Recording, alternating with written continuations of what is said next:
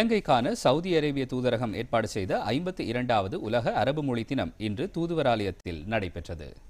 இலங்கைக்கான சவுதி அரேபிய தூதுவர் ஹாலித் ஹமூத் அல் கஹ்தானியின் ஏற்பாட்டில் இந்த நிகழ்வு இடம்பெற்றது. மனித சிந்தனையின் ஊற்றாகவும் அறிவு கலனாகவும் அறிவியல் துறையை வளர்ப்பதிலும் நாகரிகங்களை கட்டியெழுப்புவதிலும் முக்கிய பங்காற்றிய அரபு மொழி தினம் இன்றாகும். பாரம்பரிய மொழியாக அரபு மொழி கருதப்படுகின்றது. மொழிச்செழுமையும் நெகிழ்வுத்தன்மையும் கொண்ட பண்டைய வரலாற்று மொழியாக இந்த மொழி திகழ்கின்றது. இதன்படி சவுதி அரேபியாவின் மிஷன் 2030 நிகழ்ச்சி திட்டத்தில் கல்வி, ஊடகம், கலாசாரம் மற்றும் தொழில்நுட்பத்துறையில் அரபு மொழியின் விரிவாக்கம் பற்றி கவனம் செலுத்தப்பட்டுள்ளது. அரபு மொழிக்கான மன்னர் சல்மான் உலகளாவிய அகாடமி இந்த மொழியின் விருத்தியை மேம்படுத்தும் நிறுவனமாக திகழ்கின்றது. அரபு மொழியூடாக சர்வதேச கூட்டாண்மைகளை உருவாக்கி திறமைகளை வெளிப்படுத்துவதற்கும் சவுதி அரேபியா திட்டமிட்டுள்ளது.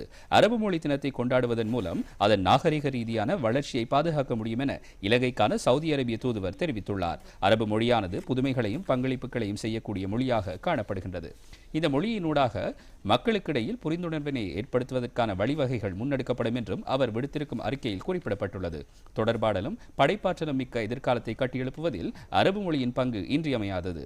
இந்த நிகழ்வில் இலங்கைக்கான சவுதி அரேபிய தூதுவராலய அதிகாரிகள், உலமாக்கள், புத்திஜீவிகள், ஊடகவியலாளர்கள், கல்வியலாளர்கள் உட்பட பலரும் கலந்து கொண்டனர்.